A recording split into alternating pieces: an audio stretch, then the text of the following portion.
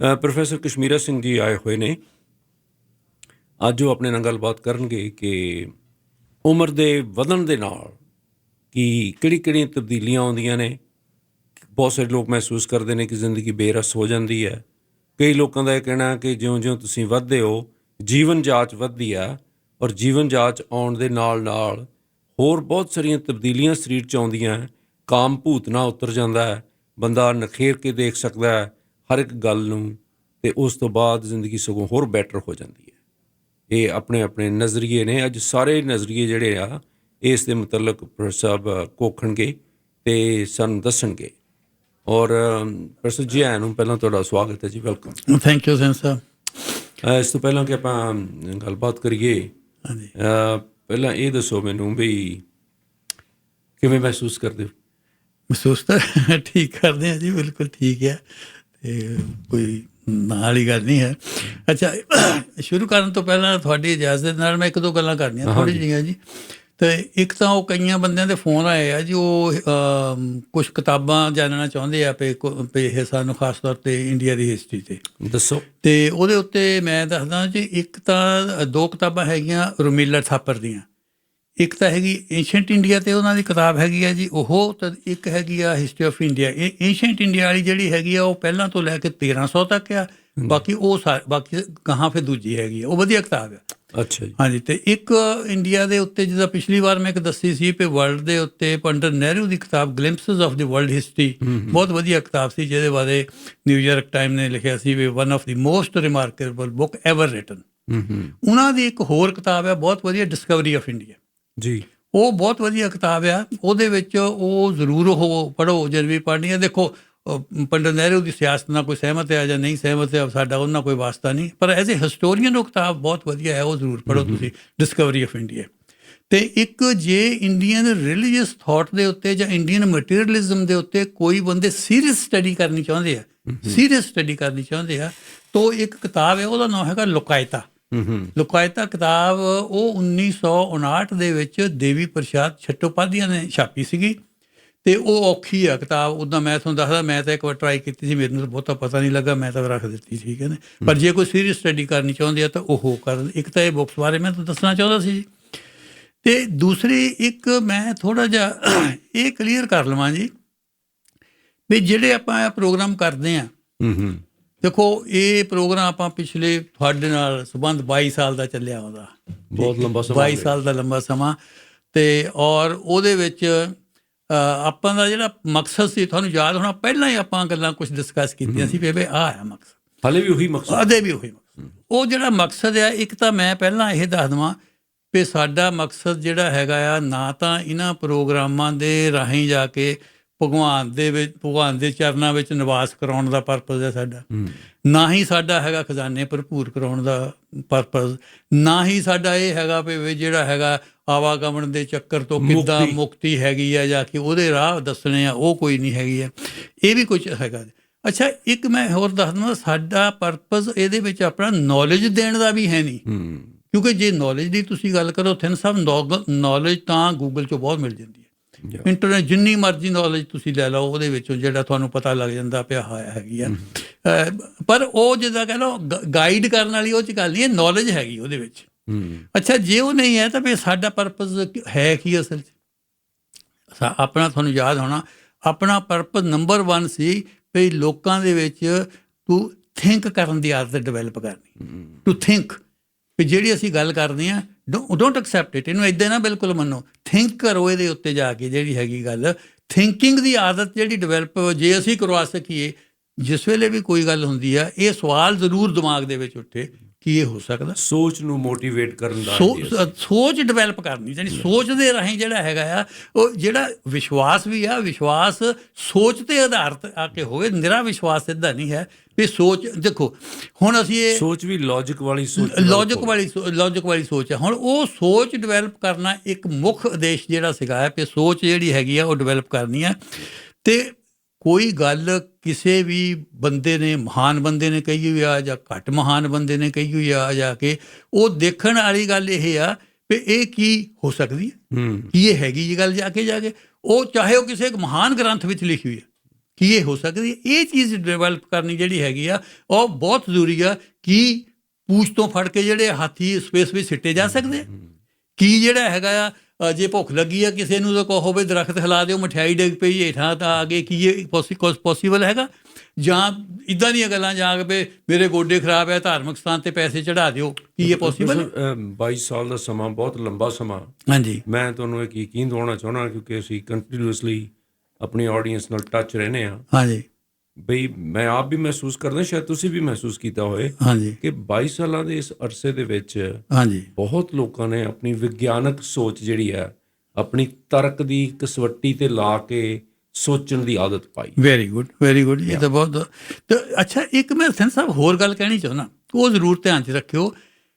ਬਹੁਤੇ ਬੰਦੇ ਜਿਹੜੇ ਧਰਮ ਨੂੰ ਨਹੀਂ ਮੰਨਦੇ ਨਾ, ਉਹ ਇਹ ਸਮਝਦੇ ਆ ਵੀ ਇਹ ਸਾਰੀ ਜਿਹੜੀ ਧਾਰਮਿਕ ਵਿਸ਼ਵਾਸ ਅੰਧ ਵਿਸ਼ਵਾਸ ਆ।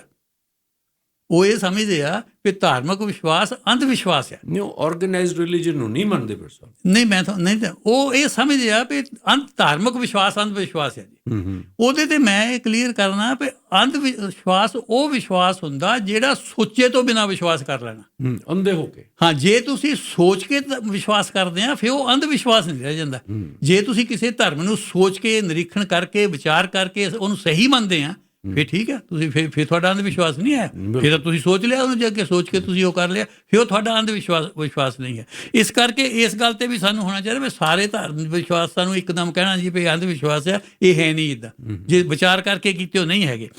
ਅੱਛਾ, ਅਗਲਾ ਤੁਹਾਨੂੰ ਯਾਦ ਹੋਣਾ ਇੱਕ ਆਪਣਾ ਇਹ ਸੀ ਵੀ ਇਹਨਾਂ ਪ੍ਰੋਗਰਾਮਾਂ ਦੇ ਰਾਹੀਂ ਜਿਹੜਾ ਪਰਿਵਾਰਕ ਕਲੇਸ਼ ਪਏ ਹੋਏ ਆ ਉਹ ਵੀ ਜੇ ਕਿਸੇ ਤਰ੍ਹਾਂ ਘਟਾਏ ਜਾ ਸਕਣ, ਜੇ ਲੋਕਾਂ ਨੂੰ ਆਪਸ ਦੇ ਵਿੱਚ ਸਹਿਨਸ਼ੀਲਤਾ, ਪਿਆਰ, ਮੁਹੱਬਤ ਦੇ ਨਾਲ ਰਿਸ਼ਤਿਆਂ ਦੇ ਵਿੱਚ ਹਾਰਮਨੀ ਕ੍ਰੀਏਟ ਹੋ ਜਾਵੇ, ਭਰਾਵਾਂ ਭੈਣਾਂ ਦੇ ਰਿਸ਼ਤੇ, ਮਾਂ ਹਸਬੈਂਡ ਵਾਈਫ ਦੇ, ਜਾਂ ਮੋਟੇ ਤੌਰ 'ਤੇ ਆਪਾਂ ਇਹ ਕਹਿ ਲਈਏ ਵੀ 911 ਕਰਨ ਦੇ ਹਾਲਾਤਾਂ ਨੂੰ ਥੋੜ੍ਹਾ ਜਿਹਾ ਘੱਟ ਕਰ, ਹਾਲਾਤ ਨਾ ਉੱਦਾਂ ਦੇ ਪੈਦਾ ਹੋਣ ਜਿਨ੍ਹਾਂ ਵਿੱਚ ਸਾਨੂੰ 911 ਕਰਨਾ ਪੈਂਦਾ ਅਤੇ ਬਹੁਤ ਖੱਜਲ ਖੁਆਰ ਹੁੰਦਾ। ਇਹ ਵੀ ਪਰਪਸ ਇਹਦਾ ਹੈਗਾ ਆ ਵੀ ਅਸੀਂ ਜਿਹੜਾ ਉਹ ਨਾ ਦੀਏ। ਅਤੇ ਇਹ ਜਿਹੜੇ ਹੈਗੀ ਆ ਆਪਾਂ ਕਹਿ ਸਕਦੇ ਹਾਂ ਕੁਛ ਚੀਜ਼ਾਂ। ਬਾਕੀ ਜੇ ਹੁਣ ਤੁਸੀਂ ਮੈਨੂੰ ਪੁੱਛੋ ਜਾ ਕੇ ਵੀ ਇਹ ਮੈਨੂੰ ਕੀ ਲਾਭ ਹੁੰਦਾ ਇਹਦਾ, ਇੰਡੀਵਿਜੂਅਲ ਲਾਭ, ਦੇਖੋ ਮੈਨੂੰ ਲਾਭ ਹੁੰਦਾ, ਮੈਨੂੰ ਲਾਭ ਹੁੰਦਾ। ਮੈਂ ਤੁਹਾਨੂੰ ਦੱਸਦਾ, ਜਿਸ ਵੇਲੇ let us be very Frank, ਹਾਂ, ਜਿਸ ਵੇਲੇ ਮੈਂ ਸਟੋਰ ਵਿੱਚ ਜਾਂਦਾ, ਕੋਈ ਬੰਦਾ ਮੈਨੂੰ ਮਿਲਦਾ, ਉਹ ਕਹਿੰਦਾ ਪ੍ਰੋਫੈਸਰ ਸਾਹਿਬ ਤੁਹਾਡਾ ਪ੍ਰੋਗਰਾਮ ਸੁਣਿਆ ਸੀ, ਬਹੁਤ ਵਧੀਆ ਪ੍ਰੋਗਰਾਮ ਸੀ। ਮੈਂ ਤੁਹਾਨੂੰ ਸੱਚੇ ਮੈਨੂੰ ਖੁਸ਼ੀ ਮਿਲਦੀ ਹੈ ਜੀ, ਮੈਨੂੰ ਖੁਸ਼ੀ ਮਿਲਦੀ, ਆਈ ਫੀਲ ਵੈਰੀ ਗੁੱਡ। ਔਰ ਮੈਨੂੰ ਚਾਹੇ ਉਹ ਫੋਕਿਸ਼ ਕਰ ਰਿਹਾ, ਚਾਹੇ ਕੁਛ ਵੀ ਆ ਜੀ ਕਹਿ ਰਿਹਾ, ਚਾਹੇ ਮੈਨੂੰ ਉਹ ਕੁਛ ਕਹਿ ਰਿਹਾ, ਜਦ ਉਹ ਕਹਿੰਦਾ ਇਹ ਆ, ਮੈਨੂੰ ਇੱਦਾਂ ਲੱਗਦਾ ਵੀ ਮੇਰਾ ਸਨਮਾਨ ਹੋ ਗਿਆ। ਥੈਂਕ ਯੂ ਵੈਰੀ ਮਚ, ਤੁਸੀਂ ਸਨਮਾਨ ਕਰਨਾ ਚਾਹੁੰਦੇ ਸੀ, ਪਰ ਮੈਨੂੰ ਲੱਗਦਾ ਉਹ ਮੇਰਾ ਸਨਮਾਨ ਆ।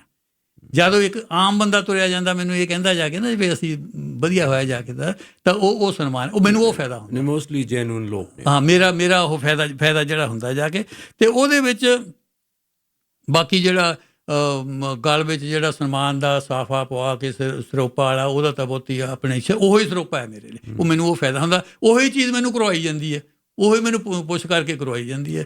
ਇੱਕ ਉਹ ਗੱਲ। ਦੂਜੀ ਮੈਂ ਤੁਹਾਨੂੰ ਇਹ ਗੱਲ ਦੱਸ ਦਿੰਦਾ, ਤੁਸੀਂ ਅੰਬੈਰਸ ਨਾ ਹੋਇਓ, ਜਿੰਨੀ ਤੁਸੀਂ ਖੁੱਲ੍ਹ ਦਿੰਦੇ ਆ ਮੈਨੂੰ ਪ੍ਰੋਗਰਾਮ ਦੇ ਵਿੱਚ ਨਾ ਵੀ ਪ੍ਰੋਫੈਸਰ ਜੋ ਦਿਲ ਕਰਦਾ ਕਰੋ। ਔਰ ਜਿੱਦਾਂ ਤੁਸੀਂ ਵਿੱਚ ਕੁਐਸਚਨ ਕਰਦੇ ਆ, ਜਿੱਦਾਂ ਉਹ ਇੱਕ ਵਾਰ ਤੁਹਾਨੂੰ ਦੱਸਦਾ, ਵੋਲਟੇਅਰ ਨੇ ਇੱਕ ਵਾਰ ਕਿਹਾ ਸੀ, ਉਹ ਕਹਿੰਦਾ ਕਿਸੇ ਬੰਦੇ ਦੀ ਸਮਝਦਾਰੀ ਜਿਹੜੀ ਆ ਉਹ ਜਵਾਬ ਤੋਂ ਨਹੀਂ ਪਤਾ ਲੱਗਦਾ, ਸਵਾਲ ਤੋਂ ਪਤਾ ਲੱਗਦਾ। ਮਿਹਰਬਾਨੀ। ਸੋ ਇਸ ਗੱਲ ਕਰਕੇ ਉਹਦੇ ਨਾਲ ਤੁਸੀਂ ਵੀ ਮੈਨੂੰ ਤਿੱਖਾ ਰੱਖਦੇ ਆ। ਕਈ ਵਾਰ ਮੈਨੂੰ ਲੱਗਦਾ ਹੁੰਦਾ ਵੀ ਥਿੰਨ ਸਾਹਿਬ ਹੀ gets best out of me, ਜੋ ਮੇਰੇ ਵਿੱਚ ਉਹ ਕੱਢ ਲੈਂਦੇ ਆ। ਪਰ ਚਲੋ ਅੰਬੈਰਸ ਨਾ ਹੋਇਓ, ਇਹ ਤੈਨੂੰ ਤੁਹਾਡਾ ਮੈਂ ਕਮੈਂਟ ਚਾਹੁੰਦਾ ਵੀ ਨਹੀਂ। ਮੇਰੇ ਮਨ 'ਚ ਖਿਆਲ ਆਉਂਦਾ, ਮੈਂ ਤੁਹਾਨੂੰ ਪੁੱਛ ਲੈਣਾ ਵੈਸੇ। ਹੁਣ ਮੇਰੇ ਖਿਆਲ ਇਹ ਆਇਆ ਹੋਇਆ ਵੀ ਤੁਸੀਂ ਇਹ ਦੱਸੋ ਵੀ ਉਮਰ ਵੱਡੀ ਹੋਣ ਨਾਲ ਕੀ ਤਬਦੀਲੀਆਂ ਆਉਂਦੀਆਂ। ਕਈ ਲੋਕ ਤਾਂ ਇਹ ਕਹਿਣ ਲੱਗ ਪਏ ਜੀ ਬੁੱਢੇ ਹੋ ਕੇ ਜ਼ਿੰਦਗੀ ਬੇਰਸੀ ਹੋ ਜਾਂਦੀ ਆ। ਕਈ ਇਹ ਵੀ ਕਹਿੰਦੇ ਕਿ ਜੀਵਨ ਜਾਚ ਹੀ ਹੁਣ ਆਈ ਆ, ਜ਼ਿੰਦਗੀ ਹੁਣ ਦਾ ਮਜ਼ਾ ਹੀ ਹੋਣਾ ਆਉਣ ਲੱਗਿਆ। ਤਿੰਨ ਸਾਹਿਬ ਹੁਣ ਇਹ 'ਤੇ ਆਪਾਂ ਇੱਦਾਂ ਕਰਦੇ ਹਾਂ, ਪਹਿਲਾਂ ਤਾਂ ਇਹ ਇੱਕ ਕੁਐਸਚਨ ਹੈਗਾ ਵੀ ਬੁਢਾਪਾ ਕਦੋਂ ਸ਼ੁਰੂ ਹੁੰਦਾ, ਕਦੋਂ ਕਹਿ ਸਕਦੇ ਹਾਂ ਅਸੀਂ ਵੀ ਹੁਣ ਬੁਢਾਪਾ ਸ਼ੁਰੂ ਹੋ ਗਿਆ। ਇਹਦੀ ਕੋਈ ਡੇਟ ਹੈ ਨਹੀਂ, ਕੋਈ ਲਾਈਨ ਆਫ ਡਿਮਾਰਕੇਸ਼ਨ, ਇਹਦੀ ਕੋਈ ਲਾਈਨ ਆਫ ਡਿਮਾਰਕੇਸ਼ਨ ਹੈ ਨਹੀਂ ਵੀ ਹੁਣ ਕੱਲ੍ਹ ਨੂੰ ਮੈਂ ਬੁੱਢਾ ਹੋ ਜਾਣਾ, ਇੱਦਾਂ ਹੈ ਨਹੀਂ। ਇਹ 50 ਹਾਂਜੀ, ਕੋਈ 50। ਮੈਂ ਤੁਹਾਨੂੰ ਦੱਸਦਾ, ਜੇ ਹੁਣ ਤੁਸੀਂ ਪੁਰਾਣੇ ਆਪਣੇ ਆਸ਼ਰਮਾਂ 'ਤੇ ਜਾਈਏ, ਜਿਹੜੇ ਆਪਣੇ ਗ੍ਰੰਥਾਂ ਦੇ ਵਿੱਚ ਲਿਖੇ ਆ, ਉਹਦੇ ਵਿੱਚ ਲਾਈਫ ਨੂੰ ਨਹੀਂ 4 ਆਸ਼ਰਮਾਂ 'ਚ ਵੰਡਿਆ। ਪਹਿਲਾ ਆਸ਼ਰਮ ਉਹਨੇ 25 ਸਾਲ ਤੱਕ ਰੱਖਿਆ, ਜਿਹਨੂੰ ਕਹਿੰਦੇ ਆ ਬ੍ਰਹਮਚਾਰੀ ਆਸ਼ਰਮ। ਉਹਦੇ ਵਿੱਚ ਪੜ੍ਹਾਈ ਲਿਖਾਈ ਕਰੋ ਜਾ ਕੇ ਬਹੁਤ ਸਾਰਾ। ਫਿਰ 25 ਤੋਂ 50 ਤੱਕ ਗਿਆ, ਉਹ ਹੈਗਾ ਗ੍ਰਸਥ ਆਸ਼ਰਮ। ਉਹਦੇ ਵਿੱਚ ਤੁਸੀਂ ਪਰਿਵਾਰ ਵੀ ਆਪਣਾ ਕਰੋ, ਖੇਤੀਬਾੜੀ ਕਰੋ, ਜੋ ਵੀ ਹੈਗਾ ਕਿੱਤਾ ਕਰੋ, ਸਭ ਕੁਝ ਕਮਾਈ ਕਰੋ, ਜੋ ਕਰੋ ਉਹ ਸਾਰੇ। ਹੁਣ ਇਹ ਆਸ਼ਰਮ ਜਿਹੜਾ 25 ਤੋਂ 50 ਆ, ਗ੍ਰਸਥ ਆਸ਼ਰਮ ਜਿਹੜਾ ਹੈਗਾ, ਇਹਦੇ ਸਿਰ ਤੇ ਹੀ ਸਾਰੇ ਆਸ਼ਰਮ ਚੱਲਦੇ ਆ। ਇਹ ਜਿਹੜਾ 25 ਤੋਂ 50 ਦਾ, ਹੁਣ ਮੈਂ ਇਹ ਸੋਚਦਾ ਜੀ ਸਿੰਘ ਸਾਹਿਬ ਵੀ ਉਸ ਵੇਲੇ ਜਾਣੀ ਉਹਨੀ ਐਕਟਿਵ ਏਜ ਜਿਹੜੀ ਹੈ, ਐਕਟਿਵ ਏਜ ਉਹਨੇ 50 ਤੱਕ ਰੱਖੀ ਉਸ ਵੇਲੇ। ਇਹਦਾ ਮਤਲਬ ਮੈਨੂੰ ਲੱਗਦਾ ਵੀ ਉਹਨਾਂ ਦਿਨਾਂ 'ਚ ਉਮਰ ਬਹੁਤੀ ਹੋਣੀ ਨਹੀਂ ਹੈ।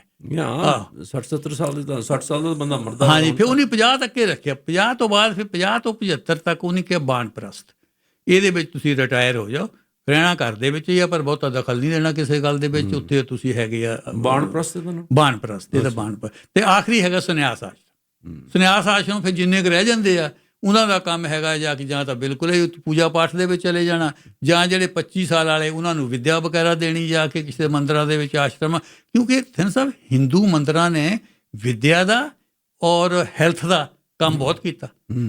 ਦੇਖੋ ਪਾਠਸ਼ਾਲਾ ਦੇ ਵਿੱਚ ਇਹ ਸਾਰੀ ਪੜ੍ਹਾਈ ਹੁੰਦੀ ਸੀਗੀ, ਔਰ ਵਿਆਮਸ਼ਾਲਾ 'ਚ ਹੀ ਸਾਰੇ ਜਿਹੜੇ ਜ਼ੋਰ, ਮਿਹਨਤ, ਕਸਰਤ, ਭਲਵਾਨੀ ਜੋ ਵੀ ਹੁੰਦਾ ਉਹਦੇ ਵਿੱਚ ਹੀ ਹੁੰਦੀ ਸੀ। ਸੋ ਇਹ ਬੜਾ ਰੋਲ ਰਿਹਾ। ਔਰ ਮਾਮਜਸ ਦਾ ਬੜਾ ਖੜਕਿਆ, ਔਰ ਦਵਾਈਆਂ, ਹਾਂ ਦਵਾਈਆਂ, ਮੈਡੀਸਨ, ਉਹ ਸਭ ਮੰਦਰ ਸੈਂਟਰ ਹੁੰਦਾ ਸੀ ਜਿਹਦੇ ਵਿੱਚ ਸਾਰੀ ਗੱਲ ਹੁੰਦੀ ਹੈ। ਅੱਛਾ, ਇਹ ਤਾਂ ਹੈਗੀ ਆ ਵੀ ਉਹਨਾਂ ਸ਼ਾਸਤਰਾਂ ਦੇ ਮੁਤਾਬਕ। ਹੁਣ ਦੇਖ ਲਓ ਇਹਦੇ ਹਿਸਾਬ ਨਾਲ ਬੁੱਢਾ ਕਦੋਂ ਤੁਸੀਂ ਰੱਖਣਾ। ਹੁਣ ਇੱਧਰ ਇੱਦਾਂ ਨਹੀਂ ਹੈ, ਇੱਦਾਂ ਇਹ ਹੋ ਗਏ ਵੀ ਨਹੀਂ ਵੀ 65 ਸਾਲ ਆ, 65 ਸਾਲ ਤੋਂ ਬਾਅਦ ਰਿਟਾਇਰ ਹੋ ਗਿਆ, ਬੁੱਢਾ ਹੋ ਗਿਆ। ਕਈਆਂ 'ਚ 60 ਵੀ ਆ, ਕਈ ਵਾਰ ਇੰਡੀਆ 'ਚ ਇੱਕ ਵਾਰ ਹੋਈ ਸੀ 55 ਹੀ ਕਰ ਦਿਓ ਤਾਂ ਪੜ੍ਹਦੇ ਹੈਗੇ।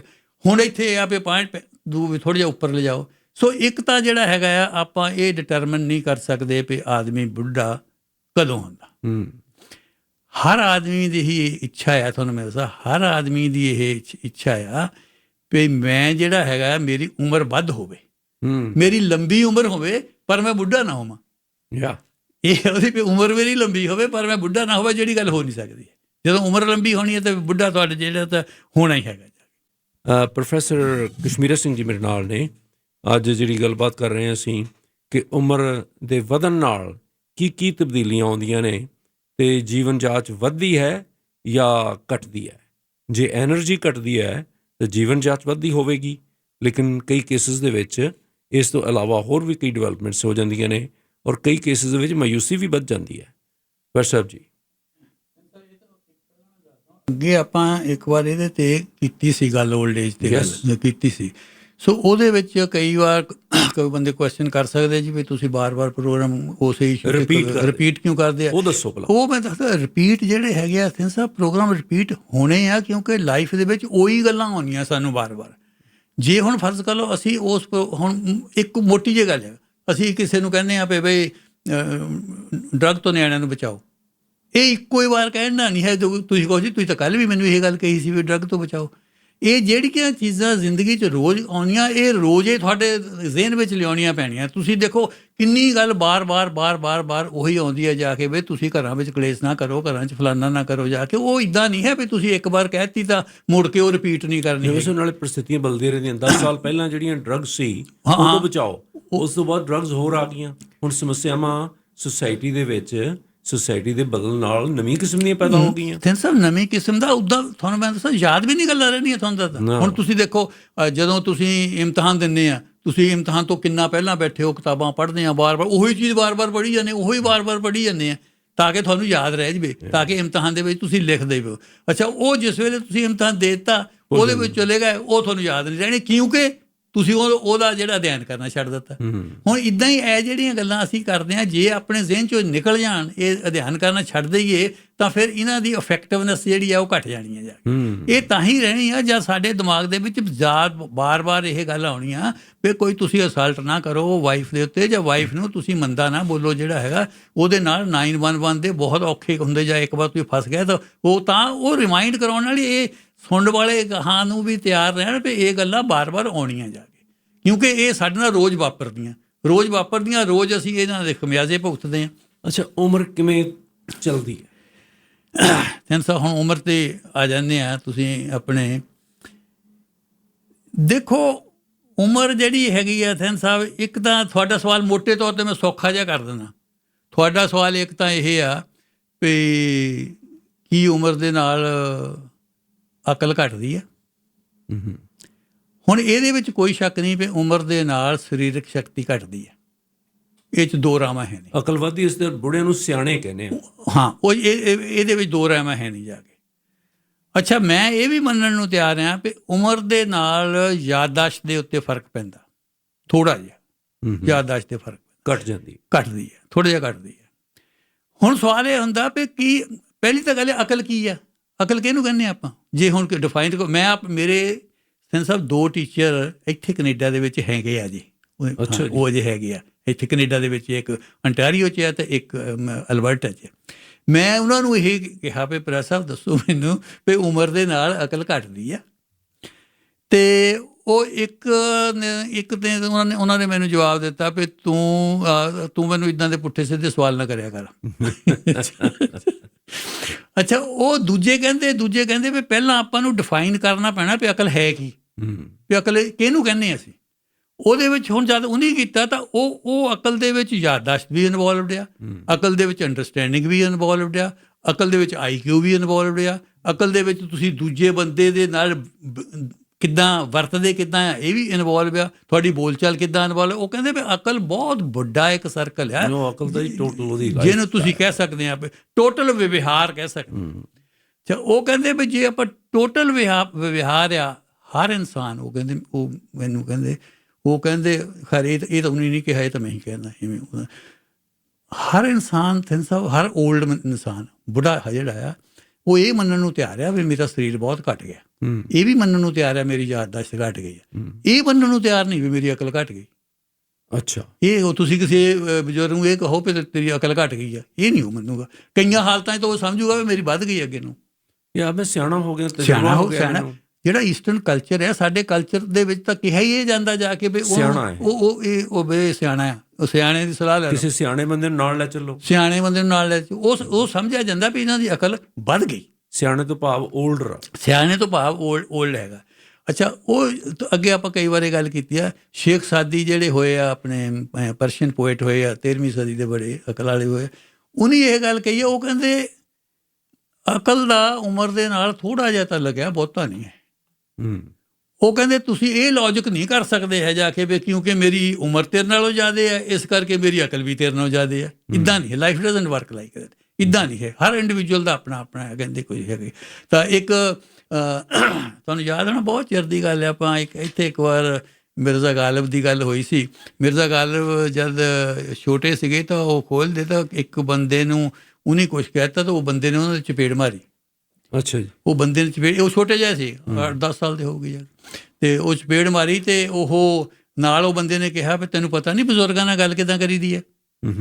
ਤਾਂ ਉਹ ਮੋਰਿਓਂ ਕਹਿੰਦੇ ਮੀਆਂ ਆਪ ਬੂੜੇ ਹੈ ਬਜ਼ੁਰਗ ਨਹੀਂ, ਆਪ ਬੂੜੇ ਹੈ। ਕਿ ਉਹ ਕਹਿੰਦੇ ਹੁਣ ਕਿ ਆਮ ਬੰਦੇ ਕਹਿੰਦੇ ਬੂੜੇ ਤਾਂ ਸਾਰੇ ਹੀ ਹੋ ਜਾਂਦੇ ਆ, ਬਜ਼ੁਰਗ ਨਹੀਂ ਹੁੰਦਾ ਬੁੜਾ ਹੋ ਕੇ। ਬਜ਼ੁਰਗ ਜ਼ਰੂਰੀ ਨਹੀਂ, ਸਾਰੇ ਬਜ਼ੁਰਗ ਨਹੀਂ, ਸਾਰੇ ਬਜ਼ੁਰਗ ਨਹੀਂ ਹੁੰਦੇ। ਬਜ਼ੁਰਗੀ ਦਾ ਮਤਲਬ ਹੈਗਾ ਸਿਆਣਪ ਦੇ ਨਾਲ, ਇਹ ਅਕਲ ਦੇ ਨਾਲ।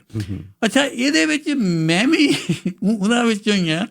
ਮੈਂ ਵੀ ਇਹ ਮੰਨਣ ਨੂੰ ਤਿਆਰ ਨਹੀਂ ਹੈ ਜਾ ਕੇ ਵੀ ਜਿਹੜੀ ਆ ਸਾਰਿਆਂ 'ਚ ਅਕਲ ਘੱਟ ਜਾਂਦੀ ਆ ਅੰਟਿਲ ਐਂਡ ਅਨਲੈਸ ਕੋਈ ਉਹਦੀ ਮੈਂਟਲ ਬਿਮਾਰੀ ਵਗੈਰਾ ਨਾ ਲੱਗੀ ਹੋਵੇ ਤਾਂ। ਕਿਉਂਕਿ ਤੁਸੀਂ ਦੇਖੋ ਤਾਂ ਸਾਹਿਬ, ਬਹੁਤ ਐਸੇ ਵੀ ਆ ਜਿਹੜੇ ਬੰਦਿਆਂ ਨੇ ਆਪਣੇ ਸ਼ਾਹਕਾਰ ਲੇਟ ਉਮਰ ਦੇ ਵਿੱਚ ਲਿਖੇ ਆ। ਬਿਲਕੁਲ, ਕਈਆਂ ਨੇ ਪੇਂਟਿੰਗਾਂ ਲੇਟ ਉਮਰ ਵਿੱਚ ਕੀਤੀਆਂ, ਬੁੱਤ ਘਾੜਿਆਂ ਨੇ ਲੇਟ ਉਮਰ ਦੇ ਵਿੱਚ ਜਾ ਕੇ ਆਪਣੇ ਬੈਸਟ ਦਿੱਤੇ ਆ। ਜਿਹੜੇ ਮੈਂ ਕਿੰਨੇ ਤੁਹਾਨੂੰ ਗਿਣਾ ਸਕਦਾ ਜਿਨ੍ਹਾਂ ਦੀ ਜ਼ਿੰਦਗੀ ਕਾਮਯਾਬ ਹੀ 65 ਸਾਲ ਤੋਂ ਉੱਪਰ ਦੇ ਜਾ ਕੇ ਹੋਈ ਹੈ। ਬਿਲਕੁਲ ਠੀਕ ਹੈ ਗੱਲ ਤੁਹਾਡੀ, ਬਿਲਕੁਲ। ਸਿੰਘ ਸਾਹਿਬ ਉੱਦਾਂ ਮੈਂ ਤੁਹਾਨੂੰ ਇਹ ਦੱਸਾਂ, ਪਹਿਲਾਂ ਸਟਰਗਲ ਹੀ ਕਰਦੇ ਰਹੇ। ਸਿੰਘ ਸਾਹਿਬ ਸਟਰਗਲ ਕਰ ਲੱਗਦਾ। ਮੈਂ ਤੁਹਾਨੂੰ ਇਹ ਗੱਲ ਦੱਸਦਾ, ਆਪਾਂ 65 ਸਾਲ ਵਾਲੇ ਨੂੰ ਰਿਟਾਇਰ ਕਹਿੰਦੇ ਹਾਂ। ਦੁਨੀਆ ਦਾ ਜਿਹੜਾ ਬੜਾ ਹਿੱਸਾ ਕੰਮ ਦੇਣ ਵਾਲੇ ਬੰਦੇ ਉਹ 65 ਸਾਲ ਤੋਂ ਉੱਪਰ ਆ, ਜਿਹੜੇ ਲੋਕਾਂ ਨੂੰ ਵਰਕ ਦੇ ਰਹੇ ਆ। ਬਿਲਕੁਲ, ਕਿਉਂਕਿ ਜਿਹੜੀਆਂ ਕੰਪਨੀਆਂ ਦੇ ਬੜੇ ਡਾਇਰੈਕਟਰ ਵਗੈਰਾ CEO ਵਗੈਰਾ ਹੈਗੇ ਉਹ 65 ਸਾਲ ਤੋਂ ਉੱਪਰ ਆ। ਸੋ 65 ਸਾਲ ਦੇ ਉੱਪਰ ਜਿਹੜੇ ਬੰਦੇ ਆ ਉਹ ਅਰਥਚਾਰੇ ਦੇ ਉੱਪਰ ਭਾਰ ਨਹੀਂ ਹੈ, ਉਹ ਅਰਥਚਾਰੇ ਨੂੰ ਚਲਾਉਂਦੇ ਆ। ਜੇ ਤੁਸੀਂ ਅਰਥਚਾਰੇ ਦੀ ਗੱਲ ਕਰਦੇ ਹੋ, ਜਿਹੜੀ ਬਾਇੰਗ ਪਾਵਰ ਆ ਉਹ 50+ ਲੋਕਾਂ ਕੋਲੇ ਆ। ਹਾਂ, ਬਾਇੰਗ ਪਾਵਰ, ਹਾਂ, ਬਹੁਤ ਲੋਕ ਜਿਹੜੇ ਆ ਜਿਹੜੇ 50+ ਦੇ ਹੀ ਆ, ਹਾਂ, ਜਿਹੜੇ ਚਲਾਉਂਦੇ ਆ, ਜਿਹਨਾਂ ਕਰਦੇ ਆ, ਜਿਹਨਾਂ ਕੋਲੇ ਇੰਡੀਪੈਂਡੈਂਸ ਆ ਜਾਂ ਪੈਸਾ ਜਾਂ ਪੈਸੇ ਖਰਚਣ ਦੀ ਉਹਨਾਂ ਕੋਲੇ ਇਜਾਜ਼ਤ ਹੈ ਜਾਂ ਉਹਨਾਂ ਕੋਲ ਪਾਵਰ ਹੈ। ਹਾਂ, ਤਾਂ ਇਸ ਕਰਕੇ ਮੈਂ ਸਮਝਦਾ ਵੀ ਇਹ ਫੀਲ ਨਹੀਂ ਕਰਨਾ ਚਾਹੀਦਾ। ਜਾਂ ਕਈਆਂ ਨੂੰ ਆਮ ਆ ਜੀ ਇਹਨਾਂ ਦੀਆਂ ਪੈਨਸ਼ਨਾਂ ਦਾ ਭਾਰ ਕੌਣ ਚੱਕੂਗਾ, ਇਹਨਾਂ ਦਾ ਫਲਾਨਾ ਕੌਣ ਚੱਕੂਗਾ। ਪੈਨਸ਼ਨਾਂ ਦਾ ਭਾਰ ਕਿਆ, ਉਹ ਤਾਂ ਨੌਜਵਾਨਾਂ ਦੀਆਂ ਜੋਬ ਚੱਕੀ ਫਿਰਦੇ ਆ। ਉਹ ਵਿੱਚੋਂ ਨਿਕਲ ਜਾਣ ਤਾਂ ਨੌਜਵਾਨ ਵਿਹਲੇ ਹੋ ਜਾਣ, ਅਨਐਮਪਲੋਇਮੈਂਟ ਇੰਨੀ ਆ ਜਾਵੇ ਜੇ ਉਹ 65 ਸਾਲ ਤੋਂ ਉੱਪਰਲੇ ਬੰਦੇ ਆਊਟ ਆਫ ਵਰਕ ਹੋ ਜਾਣ। ਜਿਮੀ ਪੈਟਿਸਨ ਇੱਕ ਐਗਜ਼ਾਮਪਲ ਮੈਂ ਤੁਹਾਨੂੰ ਦਿੰਦਾ, ਹਾਂਜੀ ਉਹ ਐਡਾ ਬਜ਼ੁਰਗ ਹੀ ਮੈਂ ਤੁਹਾਨੂੰ ਕਹਿ ਸਕਦਾ, ਹਾਂਜੀ ਹਾਂਜੀ ਹਾਂਜੀ ਔਰ ਉਹ 80 ਦੇ ਨੇੜੇ ਹੋਣਾ ਜੀ, 76-80 ਦੇ ਨੇੜੇ ਹੋਣਾ, ਲੇਕਿਨ ਮੇਰਾ ਖਿਆਲ ਆ ਵੀ ਇੱਥੇ ਉਹ ਘੱਟੋ ਘੱਟ 30-40 ਹਜ਼ਾਰ ਲੋਕਾਂ ਨੂੰ ਰੁਜ਼ਗਾਰ ਦਿੱਤਾ, ਘੱਟੋ ਘੱਟ ਅੰਦਾਜ਼ਾ ਹੈ। ਸੋ ਫਿਰ ਇਹ ਨਹੀਂ ਆਪਾਂ ਕਹਿ ਸਕਦੇ ਵੀ ਜਾ ਕੇ ਉਹਦੇ ਵਿੱਚ ਇਨਐਕਟਿਵ ਹੋ ਜਾਂਦੇ ਆ, ਇਹ ਨਹੀਂ ਹੈ, ਇਹ ਵੇਰੀਜ਼ ਫਰੋਮ ਪਰਸਨ ਟੂ ਪਰਸਨ, ਬੰਦੇ ਤੋਂ ਬੰਦੇ 'ਤੇ ਵੇਰੀ ਕਰਦਾ ਹੈ, ਇਹ ਨਹੀਂ ਹੁੰਦਾ ਹੈਗਾ। ਅੱਛਾ, ਉਹ ਹੁਣ ਮੇਰੇ ਖਿਆਲ ਦੇ ਵਿੱਚ ਜਿਹੜੀ ਅਗਲਾ ਆਪਣੇ ਲਈ ਹੈਗਾ ਆ, ਉਹ ਹੈਗਾ ਵੀ ਓਲਡ ਏਜ ਦੇ ਵਿੱਚ ਬੰਦਿਆਂ ਨੂੰ ਕਿੱਦਾਂ ਉਹਨਾਂ ਨੂੰ ਵਿਚਰਨਾ ਚਾਹੀਦਾ ਤਾਂ ਕਿੱਦਾਂ ਡੀਲ ਕਰਨਾ, ਜੋ ਮੇਰੀ ਸਮਝ ਦੇ ਮੁਤਾਬਕ, ਠੀਕ ਹੈ ਨਾ ਜੀ। ਦੇਖੋ ਉੱਦਾਂ ਪ੍ਰੈਕਟੀਕਲੀ ਤਾਂ ਸਾਹਿਬ ਕਿਹਾ ਇਹ ਬਹੁਤ ਜਾਂਦਾ ਵੀ ਬਜ਼ੁਰਗ ਦੀ ਸਲਾਹ ਲੈ ਲਓ, ਬਜ਼ੁਰਗ ਦੀ ਸਲਾਹ ਲੈ ਲਓ। ਇਹ ਮੈਨੂੰ ਲੱਗਦਾ ਇਵੇਂ ਬਣਿਆ ਹੀ ਆ, ਜਾ ਕੇ ਸਲਾਹ ਸਲੂਹ ਨਹੀਂ ਲੈਂਦੇ ਹੈ ਬਜ਼ੁਰਗ ਦੀ। ਜਿਸ ਵੇਲੇ ਉਮਰ ਵੱਧ ਜਾਂਦੀ ਹੈ ਤਾਂ ਉਹ ਫਿਰ ਇੱਕ ਪਾਸੇ ਉਹਦੀ ਸਲਾਹ ਮੈਂ ਲੈਂਦੇ ਨਹੀਂ। ਮੈਂ ਤੁਹਾਨੂੰ ਇੱਕ ਹੋਰ ਦੱਸ ਦਿੰਦਾ ਜੀ, ਇਨਵੋਲਵ ਕਰ ਲੈਂਦੇ ਆ। ਮੈਂ ਤੁਹਾਨੂੰ ਵੀ ਬਾਪੂ ਤੇਰੀ ਸਲਾਹ ਲੈਣੀ ਆ, ਬਸ ਕਿਵੇਂ ਕਰੀਏ ਕਰਿਆ ਹੁੰਦਾ ਉਹਨਾਂ ਦਾ ਆਲਰੇਡੀ, ਪਰ ਉਨਾ ਹੀ ਕਾਫੀ ਉਹਨਾਂ ਲਈ। ਕਈ ਵਾਰੀ ਬਜ਼ੁਰਗ ਵੀ ਸਮਝਦੇ ਹੁੰਦੇ ਨੇ ਵੀ ਮੈਨੂੰ ਇਹ ਮਾੜਾ ਜਿਹਾ ਠੱਪਾ ਹੀ ਲਵਾਉਣਾ ਮੇਰੇ ਤੋਂ, ਇਹਨਾਂ ਨੇ ਉਹ ਭਾਂਪ ਲੈਂਦੇ ਆ ਇਹ ਕੀ ਕਰਨਾ ਚਾਹੁੰਦੇ, ਉਹੋ ਜਿਹੀ ਸਲਾਹ ਹੀ ਦੇ ਦਿੰਦੇ ਆ। ਉਹ ਬੜੇ ਉਸਤਾਦ ਹੁੰਦੇ ਆ। ਮੈਂ ਤੁਹਾਨੂੰ ਇੱਕ ਹੋਰ ਦੱਸਦਾ ਜੀ, ਮੇਰਾ ਇੱਕ ਸਟੂਡੈਂਟ, ਉਹ ਮੇਰੇ ਸਟੂਡੈਂਟ ਨੇ ਆਪਣੇ ਉਹਦਾ ਆਪਣੇ ਮੇਰਾ ਪਹਿਲਿਆਂ ਸਟੂਡੈਂਟ 60-62 ਸਾਲ ਦਾ, ਉਹਦਾ ਆਪਣੇ ਮੁੰਡੇ ਨਾਲ ਕੋਈ ਝਗੜਾ, ਦੋਏ ਆਪਸ ਵਿੱਚ ਝਗੜਾ, ਤਾਂ ਫਿਰ ਬਾਬਾ ਉਹਨੂੰ ਉਹ ਕਹਿੰਦਾ ਤੂੰ ਰਹਿਣ ਦੇ, ਮੈਂ ਇਹਨੂੰ ਸਮਝਾਉਣਾ, ਕਹਿੰਦਾ ਜਾ ਕੇ ਤੈਨੂੰ ਨਹੀਂ ਪਤਾ ਲੱਗਣਾ, ਮੈਂ ਇਹਨੂੰ ਸਮਝਾਉਣਾ, ਮੇਰਾ ਫਿਰ ਵੀ 50 ਸਾਲ ਦਾ ਤਜਰਬਾ ਆ, ਮੈਂ ਸਮਝਾਉਣਾ। ਉਹ ਮੁੰਡਾ ਉਹਨੂੰ ਕਹਿੰਦਾ, ਉਹ ਭਾਈਆ ਕਹਿੰਦਾ ਸੀ ਉਹਨੂੰ, ਕਹਿੰਦਾ ਉਹ ਕਹਿੰਦਾ ਭਾਈਆ ਤੇਰਾ 50 ਸਾਲ ਦਾ ਤਜਰਬਾ ਹੈਗਾ ਝੋਟੇ ਕੁੱਟਣ ਦਾ, ਇਹ ਕੰਪਿਊਟਰ ਦਾ ਰੌਲਾ ਪਿਆ ਆ, ਇਹ ਕੰਪਿਊਟਰ ਦਾ ਰੌਲਾ ਪਿਆ ਜਾ ਕੇ। ਅੱਛਾ, ਇੱਕ ਦਿਨ ਸਾਹਿਬ ਮੈਂ ਦੇਖਣ ਵਾਲੀ ਗੱਲ ਸਰ, ਜਿਹੜੇ ਆਪਣੇ ਬਜ਼ੁਰਗ ਬੰਦੇ ਹੈਗੇ ਆ ਨਾ, ਜਾਂ ਫਿਰ ਇਹ ਆਪਣੇ ਔਲਾਦ ਲਈ ਕੁਰਬਾਨੀਆਂ ਬਹੁਤ ਕਰਦੇ ਆ। ਇਹ ਜਾਣੀ ਇੱਥੇ ਤੱਕ ਜਿੱਦੇ ਆ ਵੀ ਤੁਸੀਂ ਜਿੱਦਾਂ ਕਹਿ ਲਓ ਵੀ ਕੁਛ ਕਿਸੇ ਹੱਦ ਤੱਕ ਵੀ ਜਾ ਸਕਦੇ ਆ। ਹੁਣ ਮੈਂ ਤੁਹਾਨੂੰ ਹਿਸਟਰੀ ਦੇ ਵਿੱਚੋਂ ਦੱਸਦਾ ਜੀ ਇੱਕ ਦੋ ਗੱਲ। ਹਿਸਟਰੀ ਦੇ ਵਿੱਚ ਇੱਕ ਮਗਧ ਦਾ ਬਾਦਸ਼ਾਹ ਹੋਇਆ ਜੀ, ਅਜਾਤ ਸ਼ਤਰੂ। ਅਜਾਤ ਸ਼ਤਰੂ ਦਾ ਟਾਈਮ ਤਕਰੀਬਨ ਮਹਾਤਮਾ ਬੁੱਧ ਦਾ ਟਾਈਮ ਸੀ। ਅਜਾਤ ਸ਼ਤਰੂ ਦਾ ਫਾਦਰ ਸੀਗਾ ਬਿੰਬੀਸਾਰਾ। ਇਹ ਅਜਾਤ ਸ਼ਤਰੂ ਇੰਨਾ ਖਰਾਬ ਸੀ, ਇਹ ਤਖਤ ਹਾਸਲ ਕਰਨਾ ਚਾਹੁੰਦਾ ਸੀ। ਇਹਦੇ ਚਿੱਤ 'ਚ ਇਹ ਹੋਇਆ ਜਾ ਕੇ ਜੀ ਵੀ ਇਹਨੂੰ ਜਿਹੜਾ ਹੈਗਾ ਆ ਇਹਨੂੰ ਮਾਰ ਦਿਓ, ਇਹ ਬਿੰਬੀਸਾਰੇ ਨੂੰ ਮਾਰ ਕੇ ਤਖਤ ਹਾਸਲ ਕਰ ਲਓ। ਉਹਨਾਂ ਨੂੰ ਕੈਦ ਕਰ ਲਿਆ ਜੀ ਅਜਾਤ ਸ਼ਤਰੂ ਨੇ। ਅਜਾਤ ਸ਼ਤਰੂ ਨੇ ਕੈਦ ਕਰ ਲਿਆ ਤਾਂ ਉਹ ਬਾਦਸ਼ਾਹ ਨੂੰ ਪਤਾ ਲੱਗ ਗਿਆ ਵੀ ਇਹਨੇ ਮੈਨੂੰ ਹੁਣ ਮਾਰ ਦੇਣਾ ਜੀ, ਬਿੰਬੀਸਾਰੇ ਨੂੰ। ਉਹ ਬਿੰਬੀਸਾਰਾ ਨੂੰ ਜੇ ਉਹ ਫਿਰ ਆਪਣੇ ਜਿਹੜਾ ਕਟਾਰ ਲੈ ਕੇ ਆ ਗਿਆ ਮਾਰਨ, ਤਾਂ ਉਹ ਫਿਰ ਉਹਨੂੰ ਬਾਦਸ਼ਾਹ ਆਪਣੇ ਪੁੱਤ ਨੂੰ ਕਹਿੰਦਾ ਵੀ ਤੂੰ ਇੱਦਾਂ ਕਰ, ਥੋੜ੍ਹਾ ਚਿਰ ਮੈਨੂੰ ਟਾਈਮ ਦੇ, ਮੈਨੂੰ ਨਹਾ ਲੈਣ ਦੇ, ਨਹਾ ਲੈਂਦੇ ਤਾਂ ਪੂਜਾ ਪਾਠ ਕਰ ਲੈਂਦੇ। ਉਹ ਕਹਿੰਦਾ ਠੀਕ ਹੈ ਜੀ। ਉਹ ਜਿਸ ਵੇਲੇ ਉਨੇ ਚਿਰ 'ਚ ਬਾਦਸ਼ਾਹ ਦੇ ਕੋਲ ਜਿਹੜਾ ਉਹਦਾ ਗਾਰਡ ਖੜਾ ਸੀਗਾ ਜੀ, ਉਹਨੂੰ ਕਹਿੰਦਾ ਕਟਾਰ ਦੇ। ਉਹ ਕਹਿੰਦਾ ਕੀ ਗੱਲ ਹੋਈ? ਉਹ ਕਹਿੰਦਾ ਵੀ ਇਹ ਜਿਹੜਾ ਮੇਰਾ ਬੇਟਾ ਆ, ਇਹ ਇੱਕ ਉਹੋ ਜਿਹਾ ਪਾਪ ਕਰਨ ਲੱਗਾ ਆ ਜਿਹਦਾ ਕਈ ਜਨਮਾਂ ਦੇ ਵਿੱਚ ਵੀ ਤਲਾਫੀ ਨਹੀਂ ਹੋਣੀ। ਕਿਉਂਕਿ ਪਿਤਾ ਦਾ ਵੱਧ ਕਰਨਾ ਜਿਹੜਾ ਹੈਗਾ, ਇਹ ਉਹ ਪਾਪ ਆ ਜਿਹੜਾ ਅਗਲੇ ਜਨਮ ਦੇ ਵਿੱਚ ਵੀ ਤੁਹਾਡੀ ਜਿਹੜੀ ਮਾਫੀ ਇਹਦੀ ਹੈ ਨਹੀਂ, ਇਹਦੀ ਸਾਰੀਆਂ ਹੀ ਜਨਮਾਂ ਜਿਹੜੀਆਂ ਇਹਦੀਆਂ ਖਿਲਾਫ ਹੋ ਜਾਣੀਆਂ। ਮੈਂ ਇਹਨੂੰ ਇਹ ਪਾਪ ਨਹੀਂ ਕਰਨ ਦੇਣਾ। ਇਹ ਕਹਿ ਕੇ ਉਹਨੇ ਆਪਣੇ ਛੁਰਾ ਮਾਰ ਕੇ ਮਰ ਗਿਆ, ਆਪ ਮਾਰ ਲਿਆ ਆਪਣੇ ਆਪ ਨੂੰ, ਤਾਂ ਕਿ ਮੇਰੇ ਪੁੱਤ ਦੇ ਉੱਤੋਂ ਉਹ ਪਾਪ ਨਾ ਹੋ ਜਾਵੇ ਜਿਹਦੀ ਉਹਦੀ ਤਲਾਫੀ ਨਹੀਂ ਹੋਣੀ। ਕਿੰਨੀਆਂ ਦੇਖੋ ਕਿੱਥੇ ਤੱਕ ਉਹਨੂੰ ਸੋਚਿਆ ਜਾ ਕੇ, ਇੱਕ ਜਨਮ ਦਾ ਨਹੀਂ, ਉਹ ਗਾਹਾਂ ਤੱਕ ਜਾ ਕੇ ਉਸ ਬੰਦੇ ਨੇ ਸੋਚਿਆ। ਇੱਕ ਮਿਸਾਲ ਦਾ ਮੈਨੂੰ ਪਤਾ, ਮੈਂ ਇਹ ਬਾਰ ਕਹਿੰਦੇ ਹੁੰਦੇ ਸੀ, ਜਿੱਥੇ ਪਾਕਿਸਤਾਨ ਦੇ ਵਿੱਚ ਜਦ ਲਾਇਲਪੁਰ ਦੇ ਕੋਲ ਜਿਹੜਾ ਮੁਰੱਬੇ ਵਗੈਰਾ ਮਿਲੇ ਉਹ ਅੰਗਰੇਜ਼ਾਂ ਨੇ ਦਿੱਤੇ ਹੋ ਸੀਗੇ ਜੀ। ਇਹ ਬਾਰ ਦੀ ਗੱਲ ਹੈ ਜੀ। ਬਾਰ ਦੇ ਵਿੱਚ ਉੱਥੇ ਕਿਸੇ ਚੱਕ ਦੇ ਵਿੱਚ ਪਾਣੀ ਦੇ ਉੱਤੋਂ ਇੱਕ ਕਤਲ ਹੋ ਗਿਆ ਜੀ।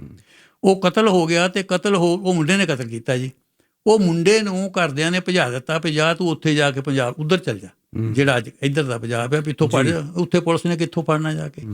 ਅਤੇ ਉਹ ਜਿਸ ਵੇਲੇ ਆਇਆ ਅਤੇ ਉਹ ਆ ਕੇ ਜੀ ਉਹਦੇ ਫਾਦਰ ਨੇ ਆਪਣੇ ਸਿਰ ਲੈ ਲਿਆ ਵੀ ਮੈਂ ਕਤਲ ਕੀਤਾ। ਇੱਦਾਂ ਦੇ ਕੇਸ ਜਾਣੀ ਤੁਸੀਂ ਸੁਣੇ ਹੋਣੇ, ਆਮ ਸੁਣਦੇ ਆ। ਉਹ ਜਿਸ ਉਹਨੂੰ ਫਾਂਸੀ ਹੋ ਗਈ ਜੀ, ਉਹ ਬਾਪ ਨੂੰ ਫਾਂਸੀ ਹੋ ਗਈ, ਤਾਂ ਮੁੰਡਾ ਆਇਆ, ਉਹਨੂੰ ਉੱਥੇ ਹੀ ਰੱਖਿਆ ਜਾ ਕੇ। ਮੀਨਸ ਆਫ ਕਮਿਊਨੀਕੇਸ਼ਨ ਤਾਂ ਇੱਦਾਂ ਦੇ ਸੀ, ਉਹਨੂੰ ਪਤਾ ਨਹੀਂ ਲੱਗਾ। ਉਹ ਜਦ ਵਾਪਸ ਆਇਆ ਉੱਥੋਂ ਜੀ, ਤਾਂ ਵਾਪਸ ਆ ਕੇ ਪਤਾ ਲੱਗਾ ਜਾ ਕੇ ਵੀ ਉਹਨੂੰ ਤਾਂ ਇੱਦਾਂ ਦਾ ਕਰਕੇ ਫਾਂਸੀ ਹੋ ਗਈ। ਉਹ ਮੁੰਡੇ ਨੇ ਆਪ ਫਾਂਸੀ ਲੈ ਲਈ ਜਾ ਕੇ ਹੋ ਗਏ। ਸੋ ਇੱਦਾਂ ਦੀਆਂ ਮਿਸਾਲਾਂ ਤੁਹਾਨੂੰ ਪਤਾ ਹੁਣ ਕਿੰਨੀਆਂ ਹੀ ਆ ਪੰਜਾਬ ਦੇ ਵਿੱਚ, ਜਿਸ ਵੇਲੇ ਉਹਦੀ ਆਪਣੇ ਬੇਟੇ ਦੀ ਖਾਤਰ ਜਾ ਕੇ ਉਹ ਆਪਣੇ ਸਿਰ ਲੈ ਕੇ ਆਪ ਮਰ ਜਾਂਦੇ ਜਾ ਕੇ। ਇੱਥੇ ਤੱਕ ਜਾਂਦੇ ਆ ਜਾ ਕੇ। ਪਰ ਇਹ ਤੁਸੀਂ ਦੇਖੋ, ਇਹ ਬਹੁਤ ਘੱਟ ਮਿਸਾਲਾਂ ਹੈਗੀਆਂ, ਘੱਟ ਕੇ ਨਾ ਹੋਇਆ ਨਾਲ ਦੀ ਆ ਵੀ ਬੇਟਾ ਇਦਾਂ ਕਰੇ, ਹੈਗੀਆਂ ਇਹੋ ਜਿਹੀ ਘੱਟ, ਬਹੁਤ ਘੱਟ ਮਿਸਾਲਾਂ ਹੈ ਜਿਸ ਵੇਲੇ ਬੇਟਾ ਇਦਾਂ ਕਰਦਾ, ਪਰ ਜੇ ਕਿਤੇ ਹੈਗੀਆਂ ਤਾਂ ਇਹਦੇ ਵਿੱਚ। ਪਰ ਇੱਦਾਂ ਦੀਆਂ ਮਿਸਾਲਾਂ ਬਹੁਤ ਹੈਗੀਆਂ, ਇੱਦਾਂ ਦੀਆਂ ਮਿਸਾਲਾਂ ਬਹੁਤ ਹੈ ਜਿਸ ਵੇਲੇ ਬੇਟਿਆਂ ਨੇ ਬਾਪ ਮਾਰੇ ਆ, ਖਾਸ ਤੌਰ 'ਤੇ ਵੱਡੇ ਜਾ ਕੇ ਜ਼ਮੀਨ ਪਿੱਛੇ। ਹੁਣ ਜ਼ਮੀਨ ਪਿੱਛੇ, ਬਾਦਸ਼ਾਹੀ ਦੇ ਪਿੱਛੇ। ਅੱਜ ਜਿਸ ਵੇਲੇ ਆਪਾਂ ਜਹਾਂਗੀਰ ਤਾਂ ਖੁਸਰੋ ਦੀ ਗੱਲ ਕਰਦੇ ਹਾਂ, ਉਹ ਇਹੀ ਹੈ ਨਾ ਜੀ। ਨਹੀਂ, ਤੁਸੀਂ ਜਹਾਂਗੀਰ ਦੀ ਗੱਲ ਛੱਡੋ ਭਾਈ ਸਾਹਿਬ, ਇੱਕ ਪਿੰਡ ਵਿੱਚ 4 ਸਕੇ ਭਰਾਵਾਂ ਤੋਂ ਕਤਲ ਹੋ ਗਿਆ। ਹਾਂ, ਉਹ ਕਹਿੰਦਾ ਵੀ ਹੁਣ ਕਿਵੇਂ ਕਰਾਂਗੇ। ਉਹ ਚਾਰੇ ਭਰਾ ਸਲਾਹ ਕਰਦੇ ਆ ਵੀ ਬਾਪੂ 80 ਸਾਲ ਦਾ ਹੋਇਆ ਆਪਾਂ ਬਾਪੂ ਨੂੰ ਵੱਢ ਦਿੰਦੇ ਆ, ਡਿਫੈਂਸ ਦੇ ਵਿੱਚ ਆਪਾਂ ਨਿਕਲ ਜਾਾਂਗੇ। ਬਾਪੂ ਨੇ ਸੁਣ ਲਿਆ, ਬਾਪੂ ਭੱਜ ਗਿਆ। ਠੀਕ ਹੈ, ਭੱਜਣਾ ਚਾਹੀਦਾ ਸੀ। ਤੇ ਦੂਸਰੇ ਪਰ ਦੇਖੋ ਇੱਦਾਂ ਵੀ ਸਿੰਘ ਸਾਹਿਬ ਹੋਈ ਆ ਜਾ ਕੇ, ਇਹ ਜਿਹੜਾ ਆਪਣੇ ਜਹਾਂਗੀਰ ਤਾਂ ਖੁਸਰੋ ਦੀ ਗੱਲ ਹੈ ਨਾ, ਜਹਾਂਗੀਰ ਦੇ ਟਾਈਮ ਅਕਬਰ ਦਾ ਪੁੱਤ ਸੀ ਜਹਾਂਗੀਰ, ਤੇ ਉਸ ਖੁਸਰੋ ਸੀ ਜਹਾਂਗੀਰ ਦਾ ਪੁੱਤ। ਖੁਸਰੋ ਲਾਇਕ ਸੀ, ਇੱਕ ਲੌਬੀ ਇਹ ਆ ਗਈ ਵੀ ਜਹਾਂਗੀਰ ਨੂੰ ਬਾਦਸ਼ਾਹ ਨਾ ਬਣਾਓ, ਖੁਸਰੋ ਨੂੰ ਬਾਦਸ਼ਾਹ ਬਣਾਓ, ਕਿਉਂਕਿ ਖੁਸਰੋ ਜਿਹੜਾ ਹੈਗਾ ਜ਼ਿਆਦਾ ਲਾਇਕ ਆ ਉਸ। ਪਰ ਆਖਰੀ ਟਾਈਮ 'ਤੇ ਅਕਬਰ ਨੇ ਫੈਸਲਾ ਜਹਾਂਗੀਰ ਦੇ ਹੱਕ ਦੇ ਵਿੱਚ ਕਰਤਾ, ਜਹਾਂਗੀਰ ਨੂੰ ਬਾਦਸ਼ਾਹ ਬਣਾਤਾ, ਖੁਸਰੋ ਨੇ ਬਗਾਵਤ ਕਰ ਦਿੱਤੀ। ਤੁਹਾਨੂੰ ਯਾਦ ਹੋਣਾ ਗੁਰੂ ਅਰਜਨ ਦੇ ਟਾਈਮ ਦੇ ਉਹ ਇੱਥੇ ਆਏ ਸੀ। ਐਨੀਵੇ ਲੰਬੀ ਕਹਾਣੀ ਹੈ। ਉਹ ਖੁਸਰੋ ਨੇ ਕਰ ਦਿੱਤੀ, ਅਤੇ ਜਹਾਂਗੀਰ ਨੇ ਖੁਸਰੋ ਨੂੰ ਫੜ ਕੇ ਖੁਸਰੋ ਨੂੰ ਕਤਲ ਕੀਤਾ, ਆਪਣੇ ਮੁੰਡੇ ਨੂੰ ਕਤਲ ਕੀਤਾ। ਇਸ ਗੱਲ ਦੇ ਉੱਤੇ ਇੱਦਾਂ ਦੀਆਂ ਮਿਸਾਲਾਂ ਵੀ ਮਿਲਦੀਆਂ। ਸੋ ਇੱਕ ਹਿਊਮਨ ਬੀਇੰਗ ਦਾ ਪਤਾ ਨਹੀਂ ਵੀ ਨਹੀਂ ਕਿੱਦਾਂ ਸੋਚਣਾ ਜਾਂ ਕਿੱਦਾਂ ਨਹੀਂ ਸੋਚਣਾ, ਕੁਛ ਵੀ ਕਰ ਸਕਦੇ ਆ। ਪ੍ਰੋਫੈਸਰ ਕਸ਼ਮੀਰਾ ਸਿੰਘ ਜੀ ਸਟੂਡੀਓਜ਼ ਦੇ ਵਿੱਚ ਨੇ, ਅਤੇ ਗੱਲਬਾਤ ਚੱਲ ਰਹੀ ਹੈ ਬੁਢਾਪੇ ਦੀ, ਉਮਰ ਦੇ ਨਾਲ ਨਾਲ ਕਿ ਵਾਕਈ ਬੁਢਾਪਾ ਜਿਹੜਾ ਤੁਹਾਨੂੰ ਕਮਜ਼ੋਰ ਕਰ ਦਿੰਦਾ, ਤੁਹਾਡੀ ਯਾਦਾਸ਼ਤ ਸ਼ਕਤੀ ਖਤਮ ਹੋ ਜਾਂਦੀ ਹੈ ਜਾਂ ਖਤਮ ਹੋਣ ਲੱਗਦੀ ਹੈ। ਵੱਡਾ ਫੀਅਰ ਕੀ ਹੈ ਬੁਢਾਪੇ ਤੋਂ? ਪ੍ਰੋਫੈਸਰ ਸਾਹਿਬ ਨੂੰ ਮੈਂ ਬੇਨਤੀ ਕਰਾਂਗਾ, ਪ੍ਰੋਫੈਸਰ ਸਾਹਿਬ, ਕੀ ਇਹ ਲੂਜ਼ਿੰਗ ਕੰਟਰੋਲ ਆ ਕਿ ਕੰਟਰੋਲ ਨਾ ਲੂਜ਼ ਕਰ ਜਾਵਾਂ? ਬੁੱਢਾ ਨਹੀਂ ਕੋਈ ਹੋਣਾ ਚਾਹੁੰਦਾ, ਪਰ ਫਿਰ ਵੀ ਬੁਢਾਪਾ ਆ ਜਾਂਦਾ। ਤੇ ਇੱਕ ਤਾਂ ਸਿੰਘ ਸਾਹਿਬ ਆਪਾਂ ਜਿਹੜੇ ਆਮ ਪਰਿਵਾਰ ਹੈ ਉਹਨਾਂ ਦੀ ਗੱਲ ਕਰਾਂਗੇ, ਜਿਮ ਪੈਟਿਸਨ ਰਗਿਆਂ ਦੀ ਨਹੀਂ ਕਰੂੰਗੇ, ਜਿਹੜੇ ਹੋਰ ਤਰ੍ਹਾਂ। ਹੀ ਇਜ਼ 91 ਬਾਈ ਦ ਵੇ। ਪਹਿਲਾਂ ਤਾਂ ਸਿੰਘ ਸਾਹਿਬ ਇਹ ਸਮਝ ਲੈਣੀ ਚਾਹੀਦੀ ਆ ਕਿ ਬੁਢਾਪਾ ਲਾਹਨਤ ਨਹੀਂ ਹੈ। ਇਹ old age is a privilege denied to many. ਇਹ ਇੱਕ ਉਹੋ ਜਿਹੀ ਵਰਦਾਨ ਆ ਜਿਹੜਾ ਬਹੁਤੇ ਬੰਦੇ ਨੂੰ ਮਿਲਦਾ ਹੀ ਨਹੀਂ ਹੈ। ਪਹਿਲੇ ਐਕਸੀਡੈਂਟ 'ਚ ਮਰ ਜਾਂਦੇ। ਹਾਂ, ਇਸ ਕਰਕੇ ਜਿਹੜੇ ਓਲਡਰ ਪੀਪਲ ਆਪਣੇ ਆਪ ਨੂੰ ਇਹ ਉਹ ਸਮਝਣ ਵੀ ਸਾਨੂੰ ਇੱਕ ਵਰਦਾਨ ਮਿਲਿਆ ਆ ਜਿਹੜਾ ਸਾਰਿਆਂ ਨੂੰ ਨਹੀਂ ਮਿਲਦਾ ਹੈਗਾ। ਸਾਰੇ ਹੀ ਬੰਦੇ ਚਾਹੁੰਦੇ ਆ ਵੀ ਅਸੀਂ ਇਸ ਉਮਰ ਤੱਕ ਜਾਈਏ, ਔਰ ਜਿਹੜੇ ਇਸ ਉਮਰ ਤੱਕ ਚਲੇ ਗਏ ਆ ਦੇ ਸ਼ੁੱਡ ਫੀਲ ਹੈਪੀ। ਉਹਨੂੰ ਹੈਪੀ ਹੋਣਾ ਚਾਹੀਦਾ ਵੀ ਅਸੀਂ ਜਿਹੜੇ ਹੈਗੇ ਇੱਥੇ ਹੈਗੇ। ਔਰ ਇੱਥੇ ਜਿਹੜੀ ਦੂਸਰੀ ਗੱਲ ਮੈਂ ਸਮਝਦਾ ਇਹ ਹੈ ਜੀ ਵੀ ਓਲਡ ਏਜ ਦੇ ਵਿੱਚ ਜਿੱਥੇ ਆਪਾਂ ਇਹ ਸਮਝਦੇ ਵੀ ਕੰਮ ਤੋਂ ਰਿਟਾਇਰਮੈਂਟ ਆ ਨਾ ਜੀ, ਉੱਥੋਂ ਜਿਹੜੇ ਹੈਗੇ ਆ ਆਪਣੇ ਘਰ ਦੀ ਸਥਿਤੀ ਦੇਖ ਕੇ ਆਪਣੇ ਘਰ ਦੇ ਮਸਲਿਆਂ ਤੋਂ ਵੀ ਥੋੜ੍ਹਾ ਜਿਹਾ ਪਿੱਛੇ ਹਟ ਜਾਣਾ ਚਾਹੀਦਾ। ਅੱਛਾ, ਜਿਹੜੇ ਘਰੇਲੂ ਮਸਲੇ ਆ ਨਾ ਉਹਨਾਂ ਦੇ ਵਿੱਚ ਜਿੰਨੀ ਦੇਖੋ ਕਿ ਥਿੰਨ ਸਾਹਿਬ ਜਿੰਨੀ ਪੁੱਛ ਪ੍ਰਤੀਤ ਆਦਮੀ ਦੀ ਉਸ ਵੇਲੇ ਹੁੰਦੀ ਆ ਜਦ ਉਹ ਮੇਨ ਬ੍ਰੈਡ ਵਿਨਰ ਹੁੰਦਾ ਫੈਮਿਲੀ ਦਾ, ਉਨੀ ਓਲਡ ਡੇ ਵਿੱਚ ਨਹੀਂ ਰਹਿੰਦੀ। ਕਹਿਣ ਨੂੰ ਚਾਹੇ ਜਿਹਦਾ ਮਰਜ਼ੀ ਕਹੀ ਜਾਣ ਜੇ ਕਿ ਬਜ਼ੁਰਗ ਤੋਂ ਬਿਨਾਂ ਅਸੀਂ ਚੱਲਦੇ ਨਹੀਂ, ਬਜ਼ੁਰਗ ਤੋਂ ਬਿਨਾਂ ਅਸੀਂ ਚੱਲਦੇ ਨਹੀਂ, ਪਰ ਚੱਲਣਾ ਉਹ ਆ ਜਿਹਦੇ ਹੱਥ ਮੇਨ ਚੀਜ਼ ਹੈ, ਉਹ ਹੌਲੀ ਹੌਲੀ ਨਿਕਲ ਜਾਣੀ ਹੈ। ਸੋ ਇੱਕ ਤਾਂ ਇਹ ਹੈਗੀ ਆ ਵੀ ਇਹ ਬਹੁਤ ਜ਼ਰੂਰੀ ਆ ਵੀ ਜਿਹੜੇ ਹੈਗੇ ਆ ਇਕੱਲੀ ਜੋਬ ਤੋਂ ਹੀ ਰਿਟਾਇਰਮੈਂਟ ਨਹੀਂ ਹੈ, ਜਿਹੜੀਆਂ ਦੂਜੀਆਂ ਆ ਉਹਨਾਂ ਦੇ ਵਿੱਚ ਵੀ ਦਖਲ ਘਟਾ ਦਿੱਤਾ ਜਾਵੇ, ਆਪਣਾ ਕੰਟਰੋਲ ਵਧਾਉਣ ਦੀ ਕੋਸ਼ਿਸ਼ ਬਿਲਕੁਲ ਨਾ ਕੀਤੀ ਜਾਵੇ। ਔਰ ਇੱਕ ਜਿਹੜੀ ਹੈਗੀ ਆ ਸਖਤ ਸੁਭਾਅ ਵਾਲੇ ਬੰਦਿਆਂ ਦੀ ਓਲਡ ਏਜ ਖਰਾਬ ਜ਼ਿਆਦਾ ਹੁੰਦੀ ਹੈ। ਅੱਛਾ, ਸਖਤ ਸੁਭਾਅ ਵਾਲਿਆਂ ਦੀ, ਕਿਉਂਕਿ ਉਹ ਦਬਦਬਾ ਉਹ ਨਹੀਂ ਰਹਿੰਦਾ ਹੈ। ਦਬਦਬਾ ਜਿਹੜਾ ਹੈਗਾ ਉਮਰ ਦੇ ਨਾਲ ਘਟਣ ਲੱਗਦਾ। ਇੱਕ ਤਾਂ ਤੁਸੀਂ ਫਿਜ਼ੀਕਲੀ ਕਮਜ਼ੋਰ ਹੋ ਜਾਂਦੇ ਆ, ਇੱਕ ਤੁਹਾਡੀ ਅਰਨਿੰਗ ਸ਼ਕਤੀ ਉਨੀ ਨਹੀਂ ਰਹਿੰਦੀ ਹੈ, ਤੁਹਾਡਾ ਕਹਿਣਾ ਨਹੀਂ ਮੰਨਦਾ, ਤੁਹਾਡਾ ਦਬਦਬਾ ਘਟ ਜਾਂਦਾ, ਔਰ ਤੁਸੀਂ ਫਿਰ ਆਪਣੇ ਆਪ ਦੇ ਵਿੱਚ ਬਹੁਤ ਤਲ ਮਿਲਾਉਂਦੇ ਆ। ਪਰ ਜਿਨ੍ਹਾਂ ਲੋਕਾਂ ਨੂੰ ਆਪਣੀ ਜਵਾਨੀ ਪਹਿਰੇ ਆਪਣੀ ਉਦੋਂ ਜੋਸ਼ੋ ਖਰੋਸ਼ ਦੇ ਵਿੱਚ ਤੇ ਤੁਹਾਡੇ ਕੰਟਰੋਲ ਸੀ ਤੰਗ ਕਰਦੇ ਰਹਿੰਦੇ ਹੋ, ਉਹ ਫਿਰ ਬਦਲਾ ਲੈਂਦੇ ਆ। ਉਹ ਫਿਰ ਜਿਹੜੇ ਹੈਗੇ ਆ ਕਿਉਂਕਿ ਤੁਸੀਂ ਕੀਤੇ ਸਖਤ ਸੁਭਾਅ ਵਾਲੇ, ਤਾਂ ਹੀ ਮੈਂ ਕਹਿੰਦਾ ਸਖਤ ਸੁਭਾਅ ਵਾਲਿਆਂ ਨੇ ਤੰਗ ਕੀਤੇ ਹੁੰਦੇ ਆ, ਉਹ ਫਿਰ ਤੁਹਾਨੂੰ ਤੰਗ ਕਰਦੇ ਆ। ਫਿਰ ਤੁਸੀਂ ਔਖੇ ਬਹੁਤ ਹੁੰਦੇ ਆ ਕਿਉਂਕਿ ਤੁਹਾਡੇ ਤੋਂ ਕਰ ਕੁਛ ਨਹੀਂ ਹੁੰਦਾ, ਤੁਸੀਂ ਹਿੱਟ ਬੈਕ ਨਹੀਂ ਕਰ ਸਕਦੇ। ਸੋ ਬੈਟਰ ਆ ਉੱਦਾਂ ਤਾਂ ਜਿਹੜਾ ਸਖਤ ਸੁਭਾਅ ਹਰੇਕ ਲਈ ਮਾੜਾ, ਪਰ ਜਿਹੜਾ ਹੈਗਾ ਓਲਡ ਏਜ ਦੇ ਵਿੱਚ ਤਾਂ ਇਹ ਜ਼ਿਆਦਾ ਜਿਹੜਾ ਹੈਗਾ ਖਰਾਬ ਕਰਦਾ ਹੈਗਾ। ਅਤੇ ਉਹਦੇ ਨਾਲ ਇੱਕ ਦੇਖੋ ਜਿਹੜੀਆਂ ਹੈਗੀਆਂ ਆਪਣੇ ਜਿਹੜੇ ਫਿਜ਼ੀਕਲ ਵਰਲਡ ਦੀਆਂ ਮੱਲਾਂ ਤਾਂ ਜਿਹੜੀਆਂ ਜਵਾਨੀ 'ਚ ਮਾਰੀਆਂ ਜਾ ਸਕਦੀਆਂ, ਪਰ ਮਾਨਸਿਕ ਮੱਲਾਂ ਜਿਹੜੀਆਂ ਹੈਗੀਆਂ ਉਹ ਬੁਢਾਪਾ ਦੇ ਵਿੱਚ ਵੀ ਚੱਲਦੀਆਂ ਔਰ ਮਾਰੀਆਂ ਜਾ ਸਕਦੀਆਂ। ਅਗਲੀ ਜਿਹੜੀ ਹੈਗੀ ਆ ਉਹ ਮੈਂ ਸਿੰਘ ਸਾਹਿਬ ਇਹ ਜ਼ਰੂਰ ਕਹੂੰਗਾ ਜਾ ਕੇ ਵੀ ਫਾਈਨੈਂਸ਼ੀਅਲੀ ਆਪਣੇ ਆਪ ਨੂੰ ਥੋੜ੍ਹਾ ਜਿਹਾ ਇੰਡੀਪੈਂਡੈਂਟ ਰੱਖੋ। ਫਾਈਨੈਂਸ਼ੀਅਲੀ ਜਿਹੜਾ ਹੈਗਾ ਤੁਸੀਂ ਡਿਪੈਂਡ ਨਾ ਕਰੋ ਕਿਸੇ ਦੇ ਉੱਤੇ। ਇੱਥੇ ਕੈਨੇਡਾ ਦੇ ਵਿੱਚ ਪੋਸੀਬਲ ਹੈਗਾ, ਕੈਨੇਡਾ ਦੀ ਗੱਲ ਆਪਾਂ ਕਰਦੇ ਹਾਂ, ਇੱਥੇ ਪੋਸੀਬਲ ਹੈਗਾ ਕਿਉਂਕਿ ਤੁਹਾਡੇ ਕੋਲ ਪੈਨਸ਼ਨ ਹੈਗੀ ਹੈ। ਅਨਫੋਰਚੂਨੇਟ ਗੱਲ ਇਹ ਆ ਵੀ ਜਿਨ੍ਹਾਂ ਬਜ਼ੁਰਗਾਂ ਦੀ ਪੈਨਸ਼ਨ ਨਹੀਂ ਹੈ ਉਹਨਾਂ ਦਾ ਸਤਿਕਾਰ ਉਨਾ ਨਹੀਂ ਹੈ ਘਰਾਂ ਦੇ ਵਿੱਚ ਜਿੰਨਾ ਪੈਨਸ਼ਨ ਵਾਲੇ ਬਜ਼ੁਰਗ। ਇਹ ਅਨਫੋਰਚੂਨੇਟ ਹੈ, ਇੱਦਾਂ ਹੋਣੀ ਚਾਹੀਦੀ ਨਹੀਂ, ਪਰ ਇਹ ਹੈਗੀ ਹੈ ਅੱਗੇ। ਇੱਕ ਤਾਂ ਇਹ ਜਿਹੜੀ ਮੈਂ ਇਹ ਜ਼ਰੂਰ ਕਹਾਂ ਵੀ ਆਪਣੇ ਆਪ ਨੂੰ ਫਾਈਨੈਂਸ਼ੀਅਲੀ ਜਿਹੜਾ ਹੈਗਾ ਕਿਸੇ 'ਤੇ ਡਿਪੈਂਡ ਨਾ ਕਰੋ। ਦੇਖੋ ਜਿਸ ਵੇਲੇ ਬੇਟਾ ਬਾਪ ਤੋਂ ਪੈਸੇ ਮੰਗਦਾ ਤਾਂ ਕੋਈ ਐਡੀ ਗੱਲ ਨਹੀਂ ਹੈ, ਜਿਸ ਵੇਲੇ ਬਾਪ ਨੂੰ ਬੇਟੇ ਤੋਂ ਪੈਸੇ ਮੰਗਣੇ ਪੈਣ ਨਾ ਜੀ, ਉਹ ਬਹੁਤ ਦੁਖਦਾਈ ਗੱਲ ਹੈ। ਉਹ ਸਥਿਤੀ ਆਉਣ ਨਹੀਂ ਦੇਣੀ ਚਾਹੀਦੀ। ਇਹ ਮੇਰਾ ਖਿਆਲ ਹੈ ਹਰ ਕਲਚਰ 'ਚ ਹੀ ਆ, ਇਕੱਲੇ ਆਪਣੇ ਕਲਚਰ 'ਚ ਨਹੀਂ। ਸੈਂਸ ਹੋਣੀ ਆ ਕਿਉਂਕਿ ਸੱਚਾਈ ਹੈ, ਚੱਲਣਾ ਕੰਮ ਉਹਦੇ ਨਾਲ ਹੀ ਚੱਲਣਾ ਹੈ, ਪੈਸਿਆਂ ਨਾਲ ਹੀ ਚੱਲਣਾ। ਜਦ ਤੁਸੀਂ ਪੈਸੇ ਆਪਣੇ ਬੇਟੇ ਤੋਂ ਪੈਸੇ ਮੰਗਦੇ ਆ ਜਾ ਕੇ, ਉਹ ਬਹੁਤ ਹਾਰਡ ਆ ਕਿਉਂਕਿ ਬੇਟੇ ਦੇ ਨਾਲ ਉਹਦਾ ਪਰਿਵਾਰ ਹੁੰਦਾ, ਉਹਦੀ ਘਰ ਵਾਲੀ ਹੁੰਦੀ ਆ, ਉਹ ਕਈਆਂ ਨੇ ਫੀਲ ਕਰਨਾ ਵੀ ਇਹ ਕੀ ਕਰਦਾ। ਸੋ ਇਸ ਕਰਕੇ ਇਹ ਬਹੁਤ ਜ਼ਰੂਰੀ ਹੈ। ਤੀਜੀ ਗੱਲ ਮੈਂ ਬਹੁਤ ਜ਼ਰੂਰੀ ਇਹ ਸਮਝਦਾ ਹਾਂ ਵੀ ਜਿਹੜੇ ਤੁਹਾਡੇ ਪੋਤੇ ਪੋਤੀਆਂ ਜਾਂ ਦੋਤੇ ਦੋਤੀਆਂ ਹੈਗੀਆਂ, ਉਹਨਾਂ ਨੂੰ ਜਿੱਦਾਂ ਤੁਹਾਡੇ ਬੱਚੇ ਪਾਲਦੇ ਆ ਉਹਨਾਂ ਨੂੰ ਉੱਦਾਂ ਹੀ ਪਾਲਣ ਦਿਓ। ਉਹਦੇ ਵਿੱਚ ਇੰਟਰਫੇਅਰ ਨਾ ਕਰੋ। ਤੁਸੀਂ ਜਿਹੜੇ ਹੈਗੇ ਆ, ਦੇਖੋ ਤੁਸੀਂ ਆਪਣੇ ਬੱਚੇ ਆਪਣੀ ਸਮਝ ਦੇ ਮੁਤਾਬਕ ਪਾਲ ਲਏ, ਹੁਣ ਉਹਨਾਂ ਨੂੰ ਪਾਲ ਲੈਣ ਦਿਓ। ਹੁਣ ਉਹਨਾਂ ਨੂੰ ਨਾ ਦੱਸੋ ਵੀ ਇਹਨੂੰ ਐਂ ਕਰ, ਇਹਨੂੰ ਐਂ ਕਰ, ਇਹਨੂੰ ਐਂ ਕਰ, ਇਹਨੂੰ ਆਉਂ ਕਰ, ਕਿਉਂਕਿ ਉਹਦੇ ਨਾਲ ਬਹੁਤ ਰੌਲਾ ਪੈਂਦਾ। ਕਿਉਂਕਿ ਇੱਕ ਤਾਂ ਸਮੇਂ ਬਦਲ ਗਏ, ਇੱਕ ਬੱਚਿਆਂ ਦੇ ਕੋਰਸ ਬਦਲ ਗਏ। ਜਿੱਦਾਂ ਉਹ ਕਹਿੰਦਾ ਵੀ ਤੇਰਾ ਝੋਟੇ ਕੁੱਟਣ ਦਾ ਤਜਰਬਾ ਆ, ਇਹ ਹੁਣ ਕੰਪਿਊਟਰ ਦਾ ਕੀ ਰੌਲਾ। ਸੋ ਉਹਨਾਂ ਨੂੰ ਆਪਣੇ ਬੱਚੇ ਉਹਨਾਂ ਦੀ ਸਮਝ ਦੇ ਮੁਤਾਬਕ ਪਾਲ ਲੈਣ ਦਿਓ। ਤੁਸੀਂ ਆਪਣੇ ਬੱਚੇ ਆਪਣੀ ਸਮਝ ਦੇ ਮੁਤਾਬਕ ਪਾਲ ਕੇ ਅੱਗੇ ਕਰ ਦਿੱਤੇ। ਸੋ ਇਹ ਲਾਈਫ ਦਾ ਜਿਹੜਾ ਆਪਾਂ ਕਹਿੰਦੇ ਹੁੰਦੇ ਆ ਨਾ, ਔਰ ਨਰਮ ਸੁਭਾਅ ਜਿੰਨਾ ਹੋਵੇ, ਓਲਡ ਏਜ ਦੇ ਵਿੱਚ ਨਰਮ ਸੁਭਾਅ ਰੱਖੋਗੇ ਤਾਂ ਠੀਕ ਰਹੋਗੇ। ਸਖਤ ਸੁਭਾਅ ਰੱਖੋਗੇ ਤਾਂ ਜਾ ਕੇ ਆਪ ਵੀ ਦੁਖੀ ਹੋਵੋਗੇ, ਬਾਕੀਆਂ ਨੂੰ ਵੀ ਦੁਖੀ ਕਰੋਗੇ। ਜਿਹੜਾ ਆਪਾਂ ਅੱਗੇ ਗੱਲ ਕੀਤੀ ਸੀ ਵੀ ਲਾਈਫ ਤਾਂ ਇੱਕ ਕ੍ਰਾਸ ਕੰਟਰੀ ਦੀ ਰੇਸ ਆ, ਇੱਕ ਆਪਣਾ ਡੰਡਾ ਅਗਲੀ ਪੀੜ੍ਹੀ ਨੂੰ ਫੜਾ ਦਿੰਦੇ ਆ ਜਾ ਕੇ ਆਪਣੇ ਤਜਰਬੇ। ਉਹ ਮੈਂ ਕਹਿੰਦਾ ਕ੍ਰਾਸ ਕੰਟਰੀ ਵਾਲਾ ਡੰਡਾ ਉਹਨਾਂ ਨੂੰ ਫੜਾਓ, ਉਹਨਾਂ ਦੇ ਸਿਰ 'ਚ ਨਾ ਮਾਰੋ, ਠੀਕ ਹੈ ਨਾ ਜੀ।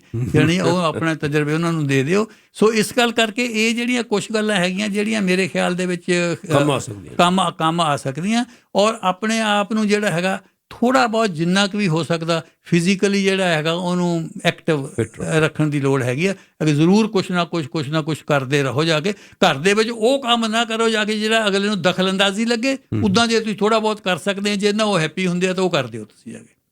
ਕਹਿੰਦੇ ਵੀ ਰੌਟ ਨਹੀਂ ਹੋਣਾ ਚਾਹੀਦਾ, ਕੱਸ ਕੇ ਟੁੱਟ ਜਾਵੇ ਕੋਈ ਗੱਲ। ਹਾਂ, ਇਹ ਰੌਟ ਨਹੀਂ ਹੋਣਾ ਚਾਹੀਦਾ, ਗਲ ਕੇ ਨਹੀਂ, ਕੱਸ ਕੇ ਜਿਹੜਾ ਮਰਨਾ ਹੈਗਾ ਉਹ ਠੀਕ ਹੈ। ਥੋੜ੍ਹਾ ਬਹੁਤ ਕਰਦੇ ਰਹਿਣਾ ਚਾਹੀਦਾ। ਅਤੇ ਬਾਕੀ ਜਿਹੜੀ ਹੈਗੀ ਇੱਥੇ ਕੈਨੇਡਾ ਦੇ ਵਿੱਚ ਤਾਂ ਠੀਕ ਹੈ, ਜਿਹੜੀ ਹੈਗੀ ਹੈ ਲਾਈਫ ਬਹੁਤੀ ਹੈ ਨਹੀਂ। ਬਾਕੀ ਇਹ ਨਾ ਕਦੇ ਵੀ ਸਮਝੋ, ਇੱਕ ਮੈਂ ਤੁਹਾਨੂੰ ਹੋਰ ਮੇਰੇ ਦਿਮਾਗ ਦੀ ਗੱਲ ਆ ਗਈ। ਇੱਕ ਚਾਈਨੀਜ਼ ਕਹਾਵਤ ਹੈ ਜੀ, ਚਾਈਨੀਜ਼ ਕਹਾਵਤ ਆ, ਉਹ ਕਹਿੰਦੇ ਆ ਵੀ ਜੇ ਤੁਸੀਂ ਚੈਂਪੀਅਨ ਬਣਨਾ ਚਾਹੁੰਦੇ ਆ ਨਾ, ਕਿਸੇ ਫੀਲਡ 'ਚ ਬਣਨਾ ਚਾਹੁੰਦੇ ਆ, ਔਰ 30 ਸਾਲ ਦੀ ਉਮਰ ਤੱਕ ਤੁਸੀਂ ਨਹੀਂ ਬਣੇ ਨਾ, ਫਿਰ ਫਰਗੈਟ ਇਟ। ਅੱਛਾ ਜੀ। ਫਿਰ ਤੁਸੀਂ ਫਿਰ ਨਹੀਂ ਤੁਸੀਂ ਬਣਨਾ। 30 ਸਾਲ ਦੀ ਮੈਕਸੀਮਮ ਤੁਹਾਡਾ ਜੋਰ ਅਜਮਾ ਜਿਹੜਾ ਹੁੰਦਾ, ਤਾਕਤ ਪੀਕ 'ਤੇ ਹੁੰਦੇ ਆ ਤੁਸੀਂ ਉਸ ਵੇਲੇ। 30 ਸਾਲ ਦੀ ਉਮਰ ਤੱਕ ਪੂਰਾ ਜੋਬਨ ਹੁੰਦਾ। ਜੇ ਉਦੋਂ ਤੱਕ ਨਹੀਂ ਬਣੇ ਫਿਰ ਨਹੀਂ ਬਣੇ। ਫਿਰ ਉਹ ਕਹਿੰਦੇ ਵੀ ਜੇ ਤੁਸੀਂ ਵੈਲਥੀ ਬਣਨਾ ਚਾਹੁੰਦੇ ਆ, ਅਮੀਰ ਬਣਨਾ ਚਾਹੁੰਦੇ ਆ, ਅਤੇ 50 ਸਾਲ ਦੀ ਉਮਰ ਤੱਕ ਨਹੀਂ ਬਣੇ ਨਾ, ਫਿਰ ਫਰਗੈਟ ਇਟ, ਫਿਰ ਨਹੀਂ ਤੁਸੀਂ ਬਣਨਾ। ਮੈਨੂੰ ਤਾਂ ਤੰਤ ਨਹੀਂ ਲੱਗਦਾ। ਨਹੀਂ, ਠੀਕ ਹੈ, ਮੈਂ ਦੱਸ ਰਹੀ ਹਾਂ ਸਹੀ ਜਾਂ ਗਲਤ ਤਾਂ ਕਿਸੇ ਹਾਲਤ ਸਹੀ ਹੋਣੀ, ਕਿਸੇ ਹਰ ਗੱਲ ਕਿਸੇ ਸਿਚੁਏਸ਼ਨ 'ਚ ਸਹੀ ਹੈ, ਕਿਸੇ ਸਿਚੁਏਸ਼ਨ ਵਿੱਚ ਗਲਤ। ਅੱਛਾ, ਉਹ ਸੁਣ ਲਓ ਜਾ ਕੇ। ਉਹ ਕਹਿੰਦੇ ਵੀ ਜੇ 50 ਸਾਲ ਤੱਕ ਅਮੀਰ ਨਹੀਂ ਬਣੇ ਨਾ, ਫਿਰ ਅਮੀਰ ਹੋਣ ਦਾ ਖਿਆਲ ਛੱਡ ਦਿਓ, ਉੱਦਾਂ ਠੀਕ ਹੈ ਜ਼ਿੰਦਗੀ ਜੀ। ਤਾਂ ਜੇ ਤੁਸੀਂ ਉਹ ਕਹਿੰਦੇ ਅਕਲ ਵਾਲੇ ਬਣਨਾ ਚਾਹੁੰਦੇ ਆ, ਔਰ 60 ਸਾਲ ਦੀ ਉਮਰ ਦੇ ਵਿੱਚ ਵੀ ਤੁਹਾਨੂੰ ਇਹੀ ਖਿਆਲ ਆ ਵੀ ਮੈਨੂੰ ਅਕਲ ਬਹੁਤ ਆ, ਫਿਰ ਨਹੀਂ ਤੁਸੀਂ ਬਣਨਾ। ਕਹਿੰਦੇ ਥੈਂਕ ਯੂ, ਬਹੁਤ ਮਿਹਰਬਾਨੀ, ਸ਼ੁਕਰੀਆ ਜੀ।